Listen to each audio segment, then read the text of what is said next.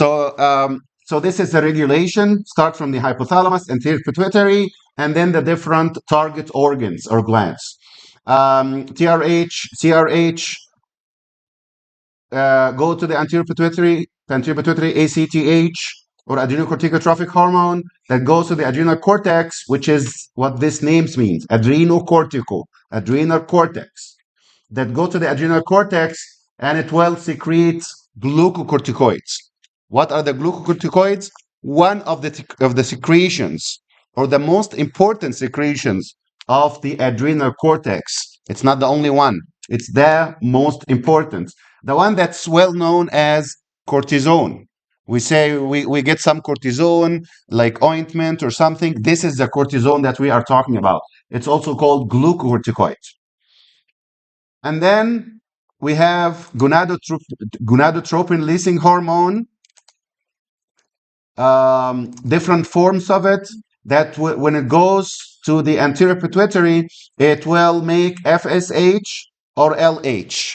So what's the hormone coming from here, from the hypothalamus? Gonadotropin releasing hormone, GnRH. It go to the anterior pituitary. What's the response of the anterior pituitary?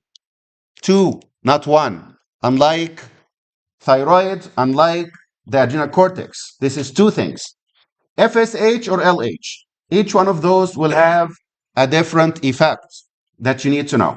FSH, it goes to the target organ, follicle stimulating hormone. What does it mean? Hormone stimulating the follicle. What's the follicle? The follicle is what's going to make sperms and ova. You will see it later. The follicle. So stimulate the follicle. Which follicle? It depends. Are you talking about males or females? If it is a female, it will be in the ovaries. If it is in the males, it will be the testes. The ovaries will secrete estrogen,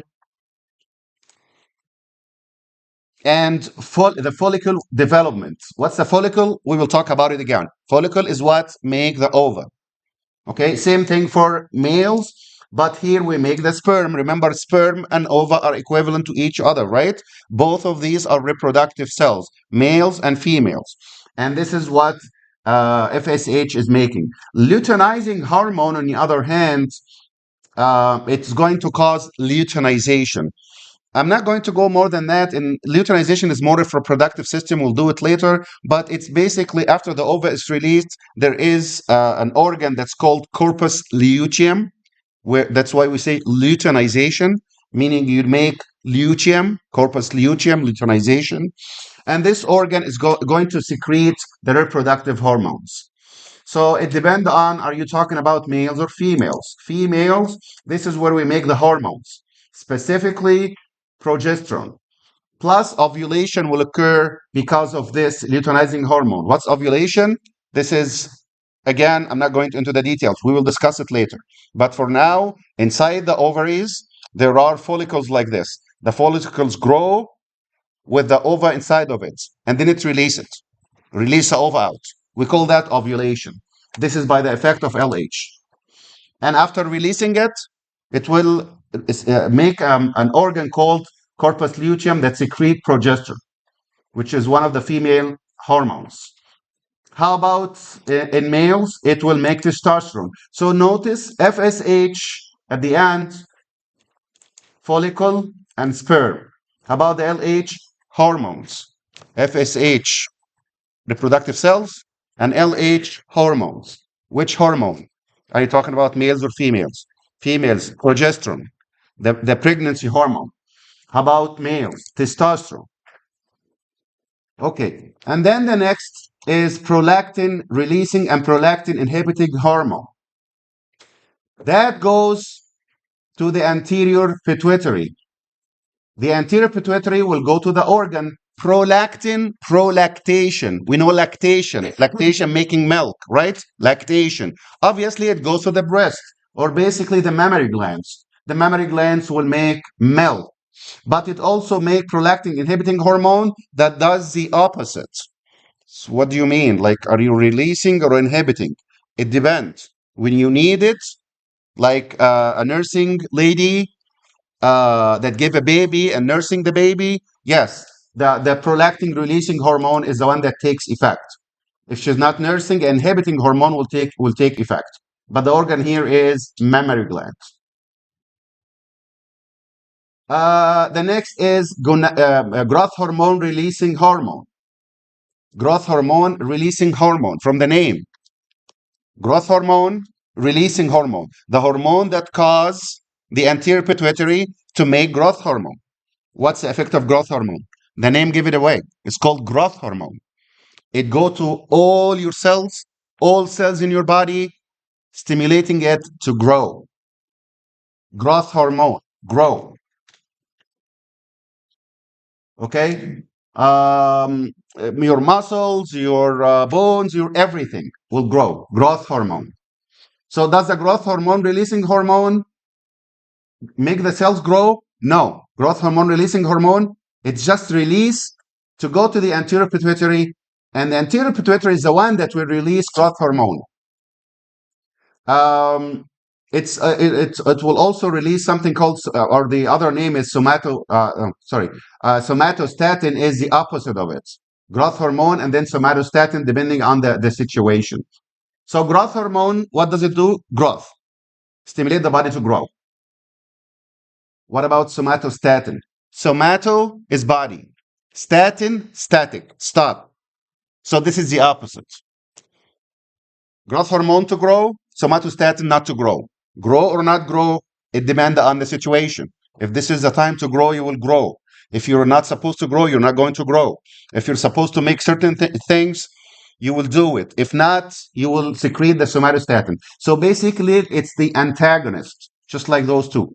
Prolactin releasing and prolactin inhibiting, depending on the situation.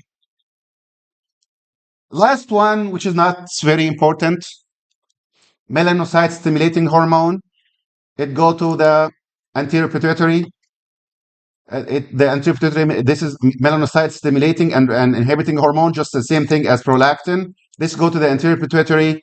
The anterior pituitary will make MSH, or melanocyte stimulating hormone. It go to the melanocyte to make melanin. So far, all what I talked about so far, if you noticed, all of this, it starts in the hypothalamus. It does not go directly to the organs. Did you notice this? None of those goes from the president hypothalamus to the organs. None of those. All what I talked about so far go from the hypothalamus to the anterior pituitary first. And then the anterior pituitary release what it's correspondent to that hormone. So far, this is not the only thing. Okay? Now, president and vice president, which president is, who is the highest control? Hypothalamus. And who's the next? Anterior pituitary. Okay, now, after all of this, the president, the hypothalamus will say, okay, I'm giving orders, CRH and TSH and prolactin stimulating. All of these are orders, right? The hypothalamus then will say, I'm not just giving orders, I'm going to do my own hormones as well. So I'm going to share. Okay, I'm not just sitting there and giving orders to the anterior pituitary, and the anterior pituitary will send orders to the thyroid and the adrenal cortex and ovaries and testes, and all these glands are working, and I'm just sitting down here and not doing anything. I'm going to do my own secretions just like any other organ. What are you going to do? President, hypothalamus, ADH, and oxytocin. It's going to make two hormones directly. They make it. This is their participation. It's not just watching. They are going to make those two. ADH is anti-diuretic hormone, also known as vasopressin. We will have a lot of details about that later on. I'm giving you the frame, the general frame that you have to know every single word in this table. This is, I told you, this is summarizing 50 to 60 slides. Okay, so you cannot summarize it more than that. Every single word is important. I made it in a way that's like the skeleton. You cannot make it less than this. So what's ADH? Anti-diuretic hormone. And the other one is called oxytocin. We will have details to talk about it. Does this go to the anterior pituitary and the anterior pituitary will also make its? No, no, no. This is a direct participation from the hypothalamus, ADH and oxytocin. So obviously they will go. The only trick here is, does it just go to the circulation? No, just one extra step. It will be stored in the posterior pituitary. And we didn't talk about the posterior pituitary before, right?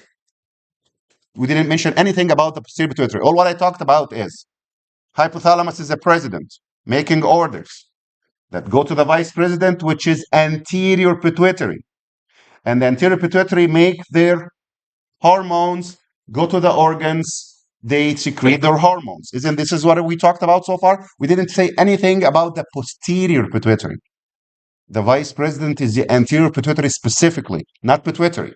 Pituitary is not enough. Anterior pituitary. Okay? This is the need for the posterior pituitary. Those two hormones, when they are released, they will be stored in the posterior pituitary. Does that mean that the posterior pituitary make it? No, it's just a storage. You just store it there. From there, it will be released.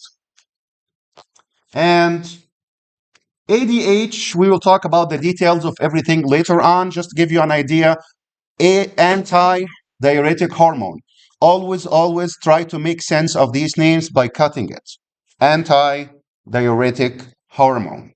The hormone that's against anti-diuresis. What's diuresis? Diuresis. A lot of urine. Diuresis. A lot of urine. So what's the anti-diuretic hormone? The hormone that's against a lot of urine. You don't make a lot of urine. You save your water. Did we get it? You save your water. Just think about the name. Anti-diuretic hormone. The hormone that's against diuresis. Diuresis is a lot of urine. Uresis, right? Urine. It's against that. So you make less urine because of this hormone. What do you mean you make less urine? You take your water back from the kidney. The water go to the kidney and you take it back.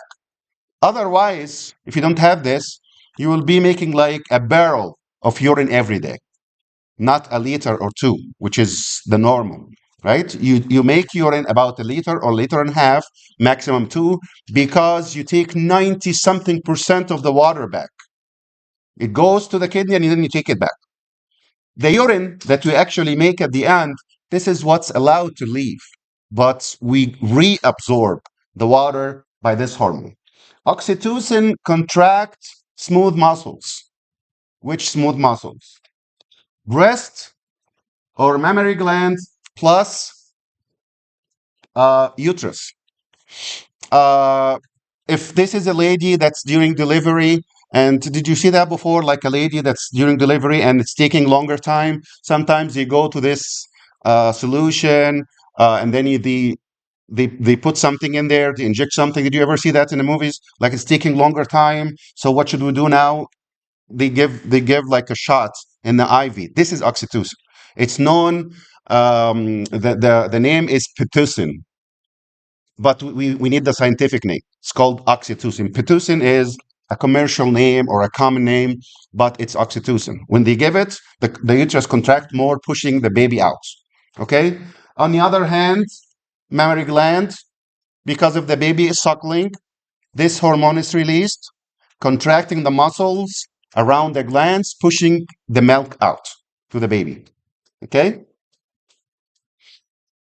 All right. So